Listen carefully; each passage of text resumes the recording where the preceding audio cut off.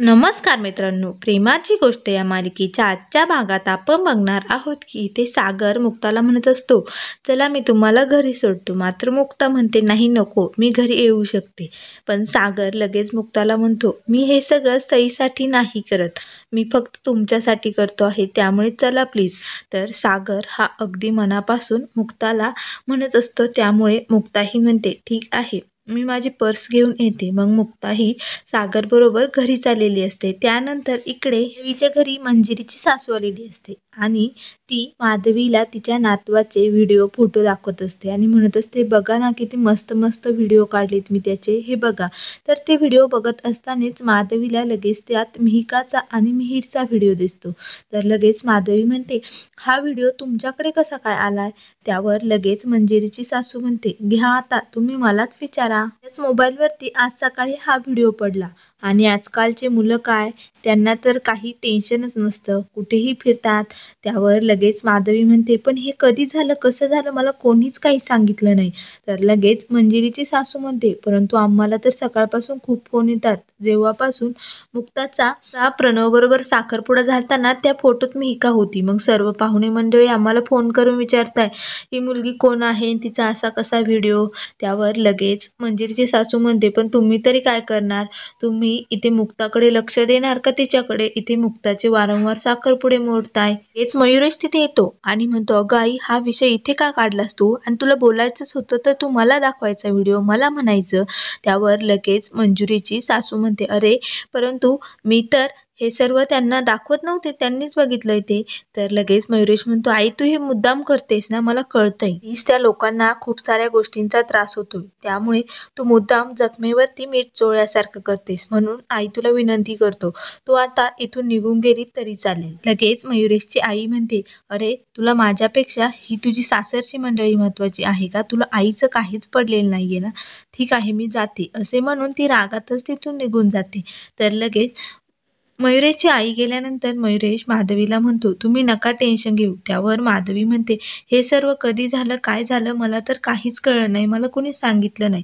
तर मयुरेश म्हणतो, तुम्ही नका टेन्शन घेऊ, आता सगळं व्यवस्थित केलंय मी. माधवी म्हणते, हे कुणाकुणाला माहिती, सगळ्यांना म्हणजे? त्यावर मयुरेश म्हणतो, मुक्ताला आम्हाला सर्वांना माहीत आहे, पण तुम्ही नका टेन्शन घेऊ. त्यानंतर इकडे लकी म्हणत असतो, आता हा व्हिडिओ मी माझ्या लॅपटॉपवरती एडिट केलाय, हे कुणाला माहीत नाही, परंतु त्यात एक व्हिडिओ राहिलाय, तो लॅपटॉप कुणी बघता कामा नये. तेवढ्यात लगेच स्वातीचा लकीला फोन येतो, मिहीर घरी आलाय आणि त्याला तुझ्या लॅपटॉपचा पासवर्ड हवाय, प्लीज सांगतो का तू? त्यावर लगेच लकी म्हणतो, आता काय रस्त्यावरून पासवर्ड सांगू का मी? त्याला म्हणा थोड्या वेळ थांब, मी घरी येतो, मग देतो पासवर्ड. मात्र लकी खूप घाबरलेला असतो, कारण आता मिहीरला जर पासवर्ड दिला तर तो सगळी मुळं खोदून काढेल आणि सर्वांना माझी गुपित कळेल. तर इथे इंद्रा मिहीरला म्हणत असते, तू काहीही टेन्शन घेऊ नको, तो कोण माणूस आहे त्याला आपण नक्की शोधून काढू. तेवढ्यात लकी तिथे येतो. त्यात आल्यानंतर लकी बघतो तर मिहीर हा टेबलावरतीच लॅपटॉप घेऊन बसलेला असतो. तर लकी म्हणतो, अरे बापरे, याला पण इथेच बसायचं होतं. तर मिहीर म्हणतो, लकी दे ना मला पासवर्ड, मला त्या माणसाला शोधायचंय. तर इंद्रा म्हणते, हो ना लकी, दे ना. तो पासवर्ड घाबरत घाबरत सांगतच असतो. तेवढ्यात इन्स्पेक्टर साहेब तिथे येतात, त्याबरोबर सायबर ऑफिस मधले अधिकारी सुद्धा आलेले असतात. तर लगेच ते मिहीरला म्हणतात, चला तुम्हाला अरेस्ट करायचं आता आहे. त्यामुळे लगेच मिहीर म्हणतो, अहो तुम्ही असं काय करताय, मी सुद्धा त्या माणसाला शोधून काढण्याचा प्रयत्न करतोय. त्यावर लगेच अधिकारी म्हणतात, तुम्ही शोधून काढण्याची काहीच गरज नाही, आम्ही शोधून काढणार आहोत, ते तुम्हाला आमच्या बरोबर यावंच लागेल. असे म्हणून मिहीरला तिथून घेऊन जायला लागतात. तर लगेच लकी म्हणतो, थांबा मी दादूसला फोन करतो, तो येईलच एवढ्यात. तर लगेच अधिकारी म्हणतात, आता तुम्ही दादूसला फोन करा, नाहीतर कुणाला फोन करा, आम्ही आता याला अरेस्ट करणारच आहोत. तर इकडे सागर मुक्ताला घरी घेऊन चाललेला असतो. तर रस्त्याने जात असताना सागर मुक्ताला म्हणतो की तुम्हाला सई माझ्या बाजूने, सईची मला कस्टडी मिळावी म्हणून तुम्हाला किती पैसे हवेत ते मी द्यायला तयार आहे. तर मुक्ताला हे ऐकल्यानंतर खूपच मोठा धक्का बसतो आणि तुमच्या क्लिनिकचा, घरचा सर्व खर्च करायला मी तयार आहे. सागर असे मुक्ताला म्हटल्यानंतर तिला खूपच राग आलेला असतो. तर इथे सागर आता मुक्ताला घरी घेऊन आलेला असतो. तर सोसायटीत आल्यानंतर बघतो तर मिहीरला पोलीस घेऊन चाललेले असतात. तर लगेच सागर म्हणतो, तुमच्याकडे काय पुरावा आहे, तुम्ही कसं काय त्याला अरेस्ट करून घेऊन चालले आहात, त्यावरती तुम्ही त्याला अरेस्ट करताय? असं म्हटल्यानंतर लगेच अधिकारी सागरला अरेस्ट वॉरंट दाखवतात. तर लगेच ते बघितल्यानंतर झाल्यानंतर सागर कमिशनर साहेबांना फोन करतो आणि त्यांच्याशी बोलून झाल्यानंतर तो त्या अधिकाऱ्यांकडेही कमिशनर साहेबांचा फोन देतो. त्यावर ते अधिकारीही फोनवर बोलतात. हो साहेब असे म्हणत असतात आणि फोन बंद ठेवतात. अधिकाऱ्यांचं कमिशनर साहेबांबरोबर बोलणं झाल्यानंतर लगेच ते मिहिरला सोडतात. तर लगेच मुक्ताला खूप राग येतो. मुक्ता म्हणते, बघितलंस, तुमच्या पैशाच्या जोरावरती त्यांनी त्याला सोडलंय. हे सगळं तुमच्यामुळे झालंय.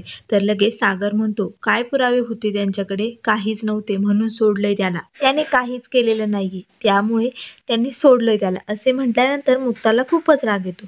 तर मुक्ता म्हणते, मी पण नावाची मुक्ता गोखले आहे, मी त्याला सोडणार नाही. असं सहजासहजी तर बिलकुलच सोडणार नाही. असे म्हटल्यानंतर लगेच सागर म्हणतो, प्लीज तुम्ही गप्प बसा, शांत राहा. मात्र मुक्ता त्याचं काही ऐकत नाही. मुक्ता लगेच धावत पळत त्या अधिकाऱ्यांकडे जाते आणि म्हणते, तुम्ही असं त्याला सोडलं कसं काय? त्याला अरेस्ट करायला हवं होतं तुम्ही. तर लगेच ते अधिकारी म्हणतात, सोडावं लागलं असा काही ठोस पुरावा नाहीये आमच्याकडे, त्यामुळे आम्ही त्यांना घेऊन नाही जाऊ शकत. तर मुक्ता म्हणते, हो पण असं काय करताय? त्यावर ते अधिकारी म्हणतात, नाही, आता आम्ही त्यांना घेऊन जाऊ शकत नाही. असे म्हणून ते तिथून निघून जातात. तर लगेच मुक्ता म्हणते, हे 101 वाले पण ना असे कसे आहेत? तर लगेच ती खूप टेन्शनमध्ये असते. तर पोरू काका म्हणतात, अगं मुक्ता, काय झालंय? विस्तरपणे सर्व काही आम्हाला सांगशील का? तर तेवढ्यात लगेच माधवी तिथे येते आणि म्हणते, अरे पोरू, तुला माहिती आहे का, त्या मिहिरने आपल्या मिहिकाचा अश्लील व्हिडिओ बनवून सोशल मीडियावरती टाकलाय. सगळे लोक बघताय. किती घाणेरडं काम केलंय त्या मुलाने. त्यावर लगेच पोरू काका म्हणतात, मिहिरने? मला नाही वाटत असं काही केलं असेल त्याने. तर लगेच माधवी म्हणते, आता तूही त्याच्याकडूनच बाजू घे. तर लगेच पोरू काका म्हणतात, अगं पण नक्की मला यात काहीतरी घोळ वाटतोय. तो मिहिर असा मुलगा नाहीये. त्याचं तर मिहिकावरती खूप प्रेम आहे, त्यामुळे तो मुलगा असं करू शकत नाही. तर लगेच माधवी म्हणते, अरे पण. तर लगेच पोरू काका म्हणतात, हो, मला खात्री आहे तो मिहिर असं करणार नाही. थांबा, मी बघून येतो तिकडे जाऊन. असे म्हणून लगेच पोरू काका उठून सागरच्या घरी जातात.